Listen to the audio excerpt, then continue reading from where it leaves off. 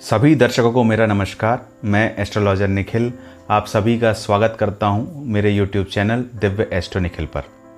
दर्शकों, आज मैं आप सबके समक्ष ऐसे सटीक उपाय के साथ प्रस्तुत हुआ हूं जिसे आज वे लड़के लड़कियां बहुत ही लाभान्वित होने वाले हैं जो अपनी शादी ना होने से, अपनी शादी में आ रही अड़चनों से बहुत परेशान हैं।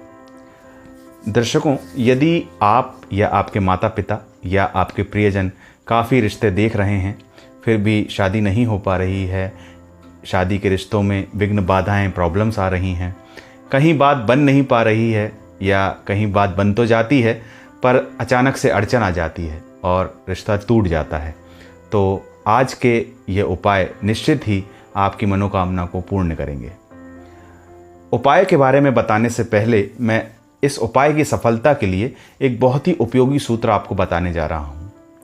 किसी भी उपाय को करते वक्त अपने मन में किए जाने वाले उपाय के प्रति और भगवान के प्रति वैसा ही पूर्ण समर्पण और श्रद्धा रखें जिस प्रकार से कोई रोगी दवाई खाते वक्त उस दवाई के प्रति रखता है। यानी कि उसे यह विश्वास होता है कि यदि मैं यह दवाई खा रहा हूँ तो इससे मैं स्वस्थ हो जाऊँगा। आपको ऐसा सोचना होगा कि यदि मैं यह उपाय कर रहा हूँ तो अवश्य ही मेरा कार्य सिद्ध होगा। चलिए अब हम आगे बढ़ते हैं। दर्शकों, उपाय को शुरू करने से पहले मेरा आपसे एक अनुरोध है। यदि आप मेरे चैनल पर नए हैं तो प्लीज़ मेरे चैनल को सब्सक्राइब करें, लाइक करें और इस इन्फॉर्मेशन को और लोगों तक शेयर करें। दर्शकों, इस उपाय को करने से पहले आइए हम यह जानते हैं कि इस उपाय को कौन कौन कर सकता है। इस उपाय को कोई भी युवक युवती जो कि विवाह करना चाह रहे हैं और जिनके विवाह में परेशानी आ रही है वह तो कर ही सकते हैं। यदि बच्चे उपाय नहीं कर पा रहे हैं तो उनके माता पिता भी इस उपाय को कर सकते हैं, इस मनोकामना के साथ कि उनके बच्चों का कार्य सिद्ध हो। इसके बाद हमें इस उपाय को करने के लिए क्या सामग्री चाहिए, तो हमें सिर्फ इन 4 चीज़ों की ही व्यवस्था करनी है। सबसे पहले थोड़ी सी पिसी हुई हल्दी, इसके बाद आटा, इसके बाद गुड़ और अंत में चने की दाल। इसमें उपाय को करने से पहले रात में चने की दाल को भिगो देना है। अब इसे करना कैसे है, तो सबसे पहले चाहे युवक हो या युवती हो, गुरुवार को नहाने से पहले अपने नहाने के पानी में 1/4 पिसी हुई हल्दी डाल लेनी है और उसी जल से स्नान कर लेना है।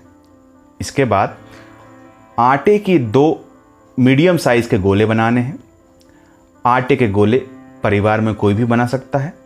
इसके बाद इन आटे के गोले पर थोड़ी सी हल्दी लगा देनी है और इसके बाद अब एक थाली में आटे के दोनों गोले रख लेने हैं, थोड़ा सा गुड़ रख लेना है, चने की गीली दाल को रख लेना है। इसके बाद इस भोग को गौ माता को भोग के रूप में चढ़ा देना है और उस वक्त अपनी मनोकामना की प्राप्ति के लिए प्रार्थना कर लेनी है। तो युवक युवतियों के विवाह के युग में जो बाधाएं आ रही हैं वह दूर हो जाएंगी और शीघ्र ही उनके विवाह के योग बन जाएंगे। दर्शकों, बृहस्पति को अर्थात गुरुदेव को कुंडली में विवाह का कारक माना गया है।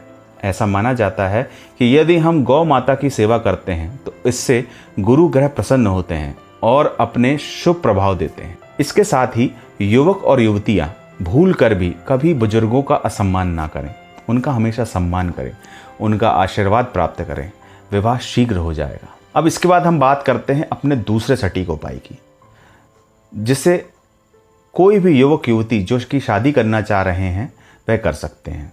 उन्हें करना क्या है, तो उन्हें 21 मंगलवार तक मंगल चंडिका स्तोत्र का जाप करना है और इसके साथ ही प्रत्येक शनिवार को 21 शनिवार तक सुंदर कांड का पाठ करना है।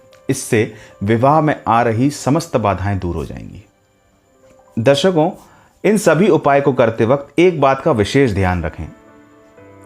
इन सभी उपाय की शुरुआत आप शुक्ल पक्ष में करें। किसी भी उपाय को हमें शुक्ल पक्ष में ही करना चाहिए, इससे उपाय की सफलता के योग ज़्यादा बन जाते हैं। आशा करता हूं कि आज के मेरे बताए हुए इस उपाय को आप पूरी श्रद्धा के साथ करेंगे और भगवान से मैं प्रार्थना करता हूं कि भगवान आपकी मनोकामना पूर्ण करें। इसके साथ ही अब मैं आपसे विदा लूँगा। हम पुनः मिलेंगे अपने अगले वीडियो में, तब तक के लिए नमस्कार।